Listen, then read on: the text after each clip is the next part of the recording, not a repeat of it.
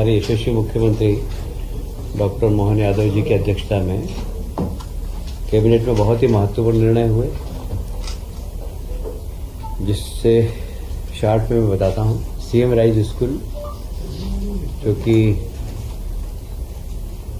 हर जिले के अंदर है, उसका नाम परिवर्तन किया गया है और जहाँ भगवान कृष्ण ने शिक्षा प्राप्त की थी, Sandeep ion school, Sandeep ion विद्यालय, उसका नाम होगा। तो ये एक बड़ा निर्णय है और उसका एक मॉडल भी बनाएंगे हम कि वास्तव में उसमें कृष्ण की छवि दिखे, ऐसा कुछ उसका कलर, उसके मोनो, उसमें भगवान कृष्ण का और संदीप आयन ऋषि का कुछ उल्लेख हो। मुझे एक बताते हुए बहुत प्रसन्नता है कि नया वर्ष गुड़ी पड़वा इस बार सारे प्रदेश ने बहुत धूमधाम से मनाया है। वैसे मालवा निमाड़ में तो काफ़ी समय से मनता आ रहा था और विंध्य में भी बहुत अच्छे तरीके से मनाया गया। पूरे प्रदेश के हर जिले में प्रशासन ने भी और जनता ने भी इसमें हिस्सा लेकर और नए वर्ष का सेलिब्रेशन किया। लोगों ने काफ़ी आनंद से, मुझे बताते हुए बहुत प्रसन्नता है कि कुछ लोगों को तो पता ही नहीं था कि भारतीय कैलेंडर हमारा कालगणना का केंद्र था कभी उज्जैन, और हमारा कैलेंडर बहुत प्रामाणिक है, बहुत वैज्ञानिक है। जितने भी दुनिया के कैलेंडर हैं उससे सर्वश्रेष्ठ कैलेंडर है तो भारतीय कैलेंडर है, जिसमें काल गणना को जीरो का 1000वां हिस्सा तक, 0.0 का 1000वां हिस्सा तक कैलकुलेट किया गया है। और इसलिए हमारा जो कैलेंडर है वो बहुत प्रामाणिक है और बहुत वैज्ञानिक भी है। औद्योगिक क्षेत्र में कामकाजी महिलाओं के लिए, हॉस्टल्स के लिए 284 करोड़ रुपया हमें केंद्र सरकार की सहायता से मिला है। हम देश के प्रधानमंत्री को धन्यवाद देना चाहते हैं कि जितने भी हमारे औद्योगिक क्षेत्र हैं वहाँ महिलाओं के लिए हॉस्टल निर्माण करने का कार्य अब हम अतिशीघ्र करेंगे, क्योंकि औद्योगिक क्षेत्र में महिलाएं काम तो करती है पर उनके लिए आवास की बड़ी परेशानी थी और ये कामकाजी महिलाओं के लिए हॉस्टल बनाने की बहुत पुरानी डिमांड थी और अब ये डिमांड उनकी पूरी हो गई है। इसमें लगभग 5120 कामकाजी महिला औद्योगिक क्षेत्र में पहले चरण में व्यवस्था होगी। ये महिला सशक्तिकरण के लिए बहुत ही अच्छा उदाहरण है और हम देश के प्रधानमंत्री को इसके लिए पुनः धन्यवाद देते हैं। अभी आपने देखा होगा GIS हुआ, उसके पहले सोनल कॉन्क्लेव हुई, अब इंदौर में IT सेक्टर की कॉन्क्लेव होगी 27 अप्रैल को। देश और दुनिया की लगभग 200 से ज़्यादा कंपनियां आएंगी। इंदौर IT के लिए बहुत ही अनुकूल स्थान है और इसलिए माननीय मुख्यमंत्री जी ने निर्णय लिया कि इंदौर में सिर्फ IT संबंधित एक बड़ी कॉन्क्लेव की जाए और वह 27 अप्रैल को होने जा रही है। हमेशा एक सरकार के ऊपर आरोप लगता था कि सरकार घोषणा तो कर देती है पर औद्योगिक सब्सिडी नहीं मिलती उद्योगों को। मुझे कहते हुए प्रसन्नता है कि MSME के एक भी ऐसी इंडस्ट्री नहीं है जिसकी सब्सिडी बाकी हो। हमने सब सब्सिडी दे दी है और बड़े उद्योग की भी जितनी सब्सिडी थी वो सब दे दी है। लगभग 3000 से ज़्यादा रुपया हमने सब्सिडी के रूप में उद्योग विभाग को दिया है और सारे ही उद्योग जिनको सब्सिडी बकाया थी सब हमने पूरी करी है। इससे मध्य प्रदेश की साख औद्योगिक क्षेत्र में काफ़ी बड़ी है। नहीं तो कई बार लोग कहते थे कि आप सब्सिडी की घोषणा तो करते हैं बाकी देते नहीं। हमने सारी सब्सिडी चुका दी, मतलब पुराना बकाया जो बैकलॉग था वो सारा खत्म कर दिया है। जल गंगा संवर्धन आप सभी जानते हैं कि माननीय मुख्यमंत्री जी का बड़ा रुचिकर विषय है ये, कि 30 अप्रैल से 30 जून तक चलेगा। बरसात आने के पहले हम सारी तैयारी भी करेंगे, जितनी वाटर बॉडीज़ हैं उनको फिर से जिंदा करेंगे, उसमें वाटर कंजर्वेशन भी होगा और ज़मीन के अंदर पानी पहुँचे उसके लिए कार्यक्रम भी बन जाएंगे। तो जैसे ही बरसात आए तो जिससे हमारा वाटर लेवल बढ़े इसके लिए भी हम लोग चिंता करेंगे। तो सारे शहर के अंदर, सारे प्रदेश के अंदर जितने भी नगरीय निकाय हैं, पंचायत हैं, ये सब इस दिशा में काम करेंगे और सभी विभाग, चाहे वो वन विभाग हो, वे सब लोग जल संग्रहण में जो भी योगदान दे सकते हैं सब देंगे। सबको निर्देशित किया गया है। गेहूं उपार्जन किसानों के लिए बहुत हर्ष का विषय है अभी कि गेहूं उपार्जन का काम हमने प्रारंभ कर दिया है और हमने हमारे घोषणा पत्र में 2700 का भाव दिया था। इस बार हमने 2600 का रेट देकर और गेहूं उपार्जन प्रारंभ कर दिया है। 15 मार्च से कर दिया था। अभी तक हमारे पास 14,76,000 किसानों ने पंजीयन कराया है और 8 लाख मीट्रिक टन अभी तक गेहूं क्रय भी कर लिया है। उपार्जन में अप्रैल के अब जरा तेजी की संभावना है। ऐसा लगता है कि उपार्जन ठीक हो, इसलिए हमारे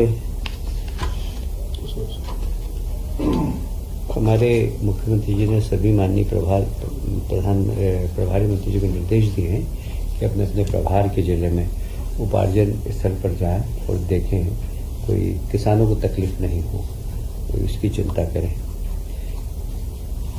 स्कूल चले अभियान ये हमारा 1 अप्रैल से 4 अप्रैल तक चलेगा और उसमें भी माननीय मुख्यमंत्री ने निर्देश दिए हैं कि सभी मंत्रीगण अपने अपने प्रभार के जिले में वहाँ के स्थानीय जनप्रतिनिधियों के साथ सारे स्कूलों में जाए, वहाँ पर कोशिश करें बस्तियों में भी जाकर कि बच्चे स्कूल में प्रवेश लें और ज़्यादा से ज़्यादा बच्चे स्कूलों में जाएं। इस बार हमारी सरकार ने एक काम बहुत और अच्छा किया है कि हमेशा किताबें चूँकि हम निःशुल्क देते हैं पर किताबें छपती ही नहीं थी, कई बार तो दिसंबर तक नहीं पहुँचती थी। इस बार हमने इंश्योर किया है कि अप्रैल माह तक सभी स्कूलों में सभी बच्चों के हाथ में किताब पहुँच जाना चाहिए। ये 85 लाख विद्यार्थियों को समय सीमा के अंदर अप्रैल माह में ही पुस्तकें पहुँच जाएगी। ये हमारा निर्णय है और माननीय मुख्यमंत्री जी के निर्देश भी है। आप सभी जानते हैं कि परिवहन एक गरीब व्यक्ति के लिए मास ट्रांसपोर्टेशन बहुत आवश्यक होता है और मुझे याद है कि हम लोग जब छोटे थे तो राज्य परिवहन की बसों में जाया करते थे और छोटे छोटे गांव में, मैं राजगढ़ ब्यावरा का हूँ, तो हम राजगढ़ जाते थे तो बस में बैठ के ही जाते थे। और राज्य परिवहन निगम पिछली सरकार ने बंद कर दिया, विशेष कर दी सिंह जी की सरकार ने, और हमने इसकी आवश्यकता को समझा और कैसे हम ग्रामीण क्षेत्र में परिवहन गरीबों को दे सकें। इसके लिए सरकार ने एक बहुत महत्वाकांक्षी परिवहन नीति बनाई है। उसके अंतर्गत हम प्रदेश में शहरी क्षेत्र में, ग्रामीण क्षेत्र में बसें संचालित हो, हमने मॉडल बदला है इसका। और मॉडल इसका ऐसा है कि अब हम सरकार बस नहीं खरीदेगी बल्कि बस ऑपरेटर्स को एंगेज करेंगे और एंगेज करने के साथ साथ किसी भी प्रकार की अब हानि की संभावना कम है, क्योंकि हम उसमें बहुत सारी, तो सबसे बड़ी बात यह है कि उसमें आधुनिक तकनीक का पूरा इस्तेमाल होगा। हम मध्य प्रदेश में एक होल्डिंग कंपनी बनाकर और इसमें पीपी मॉडल पर पूरा की पूरा ये बसों का संचालन होगा, पर कंट्रोल हमारी होल्डिंग कंपनी का होगा। और यहाँ पूरा आईटी सेक्टर का अधिकतम उपयोग करके, आप सभी जानते हैं कैमरे लगाना, बसों की संचालन, कौन सी बस कहाँ जा रही थी, बड़ा कंट्रोल रूम के माध्यम से, जैसा कि आपने शायद इंदौर में देखा होगा, हम इंदौर में बस संचालन करते हैं, हर बस कहाँ जा रही है, कब रुक रही है, हमको पता होता था। इसी बड़ा कंट्रोल रूम आईटी का भरपूर फायदा उठाकर पूरे बस का संचालन हम सब लोग देख सकेंगे। यहाँ तक कि अब सबसे बड़ा चैलेंज क्या होता था कि इसमें चोरी होती थी, तो अब टिकट के बिना कोई बस में नहीं बैठे, वो टिकट काटने वाली एजेंसी अलग हो, तो टिकट लेकर ही बस में बैठे लोग। तो इसके लिए आजकल सॉफ्टवेयर होते हैं, तो टिकट लेने के बाद बस में चढ़ने के पहले सॉफ्टवेयर में टिकट दिखाते हैं, जिससे आपकी नंबरिंग हो जाती है, तो उसमें चोरी नहीं होगी। और इसलिए हमें लगता है कि अब गरीब व्यक्ति जो एक एक जीव में 50-50 लोग लटक के जाते हैं, विशेषकर ट्राइबल इलाके में, उनके लिए यह योजना बहुत महत्वपूर्ण है। और इसलिए परिवहन प्रदेश की आवश्यकता थी। हमने चुनाव में घोषणा भी की थी कि गरीब व्यक्तियों को मास ट्रांसपोर्टेशन हम उपलब्ध कराएंगे। तो हम उस घोषणा के अनुरूप ही हमने परिवहन नीति प्रारंभ की है। मुख्यमंत्री सुगम परिवहन सेवा इसका नाम है, और इसके माध्यम से हम दूरस्थ ग्रामीण क्षेत्रों में आवागमन सुगम कर सकें, इसका हम प्रयास कर रहे हैं। इसमें एक मैंने बताया मध्य प्रदेश की एक होल्डिंग कंपनी होगी, फिर 7 कंपनियां संभागों के अनुसार होगी। इंदौर, भोपाल, रीवा, जबलपुर, ऐसे उज्जैन, ऐसे अलग अलग होल्डिंग कंपनियां होगी। फिर उसके बाद जिले में भी हमारी सलाहकार समिति होगी, जिसमें माननीय जो वहाँ के जिले के अगर मंत्री हैं कोई तो मंत्री अध्यक्षता करेंगे, अदरवाइज कलेक्टर समन्वय का काम करके सारे जनप्रतिनिधि, उसमें विधायक भी होंगे, सांसद भी होंगे, और समय समय पर होल्डिंग कंपनी को सलाह देंगे कि कैसे कहाँ पर बसें चलना चाहिए, कहाँ नहीं चलना चाहिए, इन सबको। इसमें जो विशेषता ये है कि एक तो पहला जैसे मैंने बताया कि सरकार बस नहीं खरीदेगी, सरकार प्राइवेट बस ऑपरेटर से काम लेगी। हम इसकी भी चिंता करेंगे कि बस वालों को नुकसान नहीं हो, क्योंकि बस वाले कोई चैरिटेबल कंपनी तो है नहीं। हमने वहाँ पर कार्गो सिस्टम को अभी हम प्रारंभ कर रहे हैं। जैसे सामान ले जाना एक स्थान से दूसरे स्थान पर, डाक ले जाना एक स्थान से दूसरे स्थान पर। जैसे एक दिन में इंदौर से 4 घंटे में भोपाल अगर डाक भिजवाना है तो बस की व्यवस्था कर सकते हैं। उसमें कुछ सामान भिजवाना हो तो उस बस में रख सकते हैं। तो कार्गो सिस्टम भी चालू कर रहे हैं, और परिवहन नीति के जो हमारी पॉलिसी उसमें संशोधन भी कर रहे हैं। एक्ट में प्रावधान करेंगे कि हम सवारी के साथ साथ उस बस का इस्तेमाल कार्गो के लिए भी कर सकें। हम कैसे, भले ही फ़ायदा हो या नहीं हो, पर नो लॉस नो प्रॉफिट पर ये पूरी कंपनी चले और गरीब व्यक्ति इसमें यात्रा कर सके सस्ते में, इसको हमने ध्यान रखा गया है। सरकार इस कंपनी के माध्यम से कोई कमाना नहीं चाहती, सरकार सुविधा देना चाहती है, और सुविधा देकर और लोग अच्छे तरीके से सफ़र कर सके, एक स्थान से दूसरे स्थान पर जा सके। क्योंकि मध्य प्रदेश जनसंख्या के आधार पर तो है ही, पर भौगोलिक क्षेत्र में बहुत बड़ा है, और इसलिए वहाँ आवागमन के लिए गरीब व्यक्ति को बहुत परेशानी होती है। और इसलिए गरीब को केंद्र में रखकर यह मुख्यमंत्री सुगम परिवहन ये सेवा प्रारंभ हम कर रहे हैं। आज इसकी पूरा प्रेजेंटेशन हुआ, और उसके बाद बड़ी बारीक चीज़ों पर ध्यान दिया गया। उसके बाद भी जब इसके नियम बनेंगे, इसमें जो भी और आज सुझाव आए माननीय मंत्रियों के, उसके आधार पर जो कुछ परिवर्तन करना का तो हम करेंगे। पर यह कंपनी लोगों की सुविधा के लिए है, कमाने के लिए नहीं। अभी हमने 101 करोड़ रुपया पहले कंपनी को गठन करने और उसके प्रारंभ करने के लिए दिया है। आवश्यक उसके बाद जब ये कंपनी अपना कार्य प्रारंभ कर देगी तो इनकी खुद की इनकम भी प्रारंभ हो जाएगी, और आवश्यकता हुई तो फिर अगर पैसे की आवश्यकता पड़ेगी कंपनी को तो फिर हम पैसे देंगे। जहाँ आवश्यकता होगी आवश्यकता के अनुसार जिले शुरू करेंगे, जिले से 1-2 जिलों से शुरू करेंगे। ऑलरेडी देखिए इंदौर में चल रही है ना, भोपाल में चल रही है। इन सब बसों को लेकर अब उसमें इंटर स्टेट बसें भी आएगी, इंटर सिटी बसें भी आएगी। इसलिए पूरे प्रदेश में हम शनै इसको पूरे प्रदेश में लागू कर देंगे। पर शुरुआत तो 2-3-4-5 जिलों जहाँ पर अभी कंपनी चल रही है उसी को हम प्रारंभ करेंगे। फिर जहाँ जहाँ जैसी आवश्यकता होगी, देखिए आवश्यकता कहते हैं आविष्कार की जननी है, जहाँ जहाँ डिमांड की जननी है। अगर आवश्यकता होगी तो कल से ही झाबुआ चालू कर देंगे, कल से झाग चालू कर देंगे। डिमांड के ऊपर पूरा करेंगे, बिना डिमांड के हम बस चला दें और वहाँ जाके खड़ी रहे तो और पैसेंजर नहीं मिले। इसलिए यह कंपनी घाटे में नहीं जाए, इसका हम बहुत ध्यान रखेंगे और जहाँ जहाँ डिमांड होगी वहाँ बस चलाएंगे। सर, किराए का समस्या आएगी, किराए की सबसे बड़ी समस्या है जो नॉमिनल किराया होता था, हाँ, वो बढ़ के मिलेगा क्योंकि वो इतनी सुविधाएं अगर पीपी मॉडल में देंगे तो किराया बढ़ाएगी जो जनता अभी जिस किराए से जा रहे हैं उससे तुमको सस्ता पड़ेगा। सर एक होल्डिंग कंपनी कितनी रहेगी सर?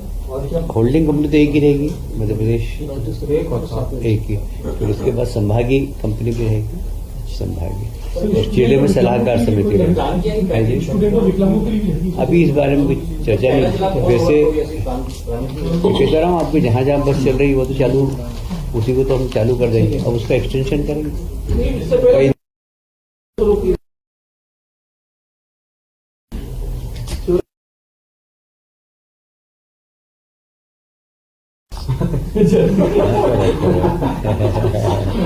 आपको शिवराज जी के क्षेत्र की बड़ी चिंता है जी। ठीक है सर, आगे को बता दीजिए। सर, औद्योगिक क्षेत्र में जो आपने बताया सर, उसमें किस तरह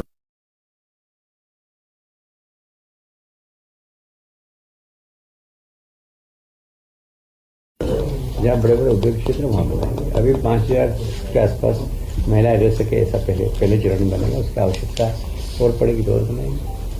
मैंने कहा आवश्यकता डिमांड के आधार पर होगा। ठीक है सर, आगे बता दीजिए। एक छतरपुर जिले में लवकुश नगर में माता बम्बर बेनी प्राचीन स्थल है, वहाँ एक पहाड़ी है, बड़ा लोगों की धार्मिक मान्यता वहाँ बहुत ज़्यादा है।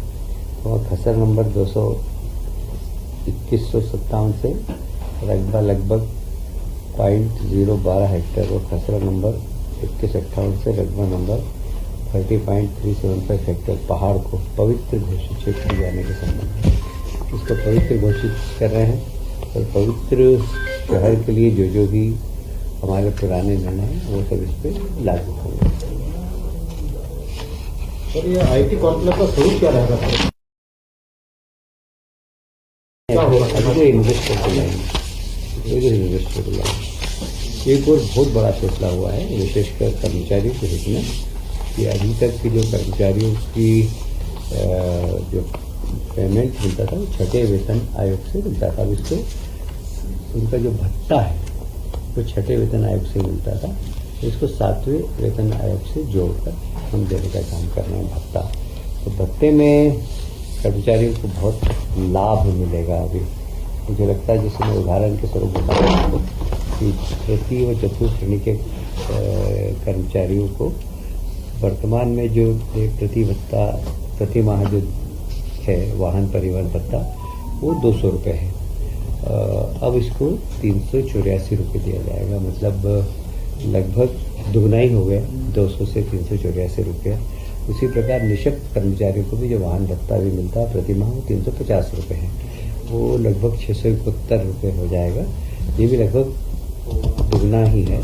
ऐसे ही गृह भाड़ा भत्ता वो भी 1.5 गुना है और कुल मिलाकर इस पे शासन पर भार आएगा लगभग 1500 करोड़ से ज़्यादा का। ये कर्मचारी का आज तोहफा है नए साल में, गुड़ी पड़वा के बाद से पहली कैबिनेट में मध्य प्रदेश के कर्मचारियों को तोहफा माननीय मुख्यमंत्री ने दिया है।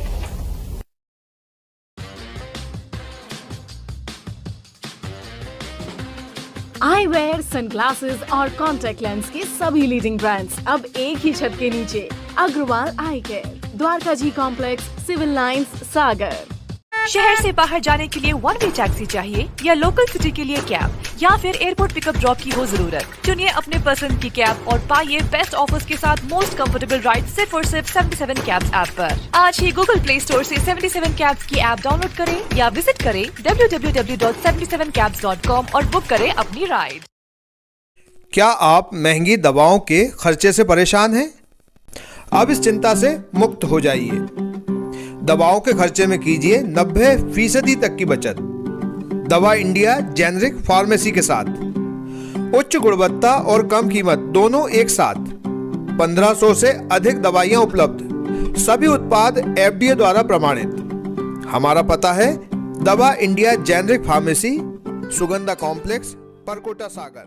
शहर से बाहर जाने के लिए वन वे टैक्सी चाहिए या लोकल सिटी के लिए कैब या फिर एयरपोर्ट पिकअप ड्रॉप की हो जरूरत। चुनिए अपने पसंद की कैब और पाइए बेस्ट ऑफर्स के साथ मोस्ट कंफर्टेबल राइड सिर्फ और सिर्फ 77 कैब्स ऐप पर। आज ही गूगल प्ले स्टोर से 77 कैब्स की ऐप डाउनलोड करें या विजिट करें www.77cabs.com और बुक करें अपनी राइड।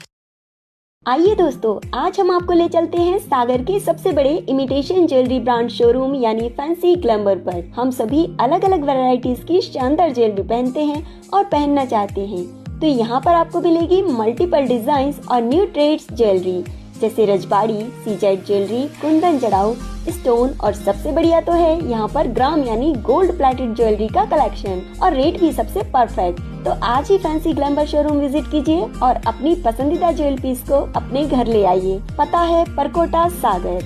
इसके अलावा फ्रेंड्स, यदि आप फैंसी ग्लैमर के लेटेस्ट अपडेट्स और ऑफर्स के बारे में रेगुलर अपडेट्स चाहते हैं तो आप इंस्टाग्राम पर फैंसी ग्लैमर शॉपिंग को भी फॉलो कर सकते हैं।